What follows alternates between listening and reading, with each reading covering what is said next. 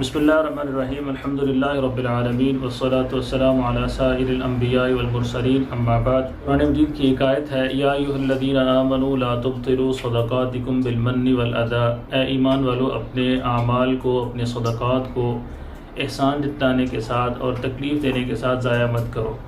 इस आयत से दो तीन चीज़ें साबित होती हैं। उनमें से बुनियादी चीज़ जो है वो ये है कि इंसान के आमाल ज़ाया होते हैं।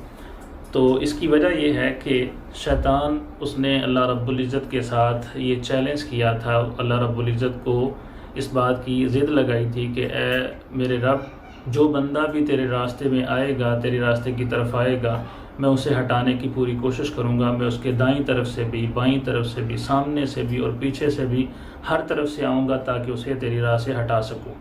तो अव्वल शैतान की कोशिश ये होती है कि वो किसी भी बंदे को अल्लाह रब्बुल इज़्ज़त के रास्ते की तरफ ना आने दे।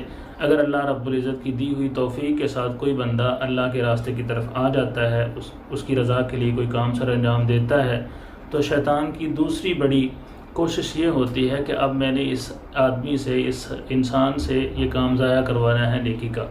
यही कोशिश करनी है कि वो हमारे आमाल जो हम अल्लाह रब्बुल इज़्ज़त की खुशनुदी के लिए उसकी दी हुई तौफ़ीक़ के साथ सर अंजाम देते हैं, वो ज़ाया करवाए। तो इस कुरान मजीद की आयत के अंदर ये बताया गया कि हमारे आमाल ज़ाया होते हैं, ये चीज़ साबित होती है।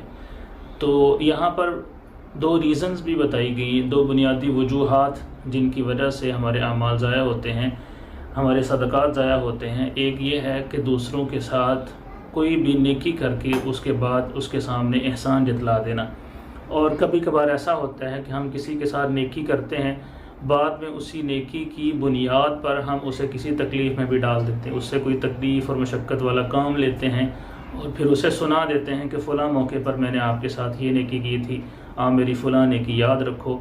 तो ये हमारा एक इंसानी रवैया है जो इंसानों के अंदर ये चीज़ आम तौर पर पाई जाती है। तो कुरान मजीद और रसूलुल्लाह सल्लल्लाहु अलैहि वसल्लम के फ़रामीन ये इसमें इंसानियत की रहनुमाई के लिए ख़ास तौर पर मर्द मोमिन इसकी जो अखलाक है उसको संवारने के लिए बड़ी रहनुमाई मौजूद है।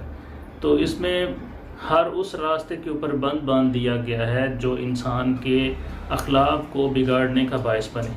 तो यहाँ पर भी हमें ये बताया गया कि आप मुआशरे के अंदर जीते हुए लोगों के साथ एहसान करते हैं, लोगों के साथ अच्छाई करते हैं, लेकिन उसे अपने अच्छाई और एहसान वाले काम को कभी भी एहसान जतलाने के साथ और दूसरों को तकलीफ़ देने के साथ आप उसको ख़राब ना करो।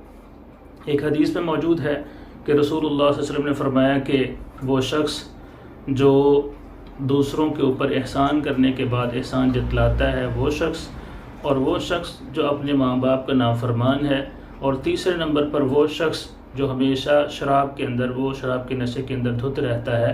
ये तीन किस्म के लोग जन्नत के अंदर दाखिल नहीं होंगे। तो यहाँ पर भी तवज्जो की जाए कि रसूलुल्लाह सल्लल्लाहु अलैहि वसल्लम ने ऐसा आदमी जो एहसान जतला कर अपने सदक़ात को ख़राब करता है, ज़ाया करता है, उसके लिए वईद सुनाई है कि ऐसा शख्स जन्नत में ही नहीं जा सकता। तो ये इस एतबार से अगर देखा जाए तो इंतहाई नुकसानदेह है इंसान के लिए अमल। अल्लाह रब्बुल इज़्ज़त से हमें दुआ करनी चाहिए और कोशिश करनी चाहिए कि अल्लाह रब्बुल इज़्ज़त हमें इस तरह के अखलाक रज़ीला से और बुरे कामों से अल्लाह ताला हमें बचा कर रखे। वमा अलैना इल्लल बलागुल मुबीन।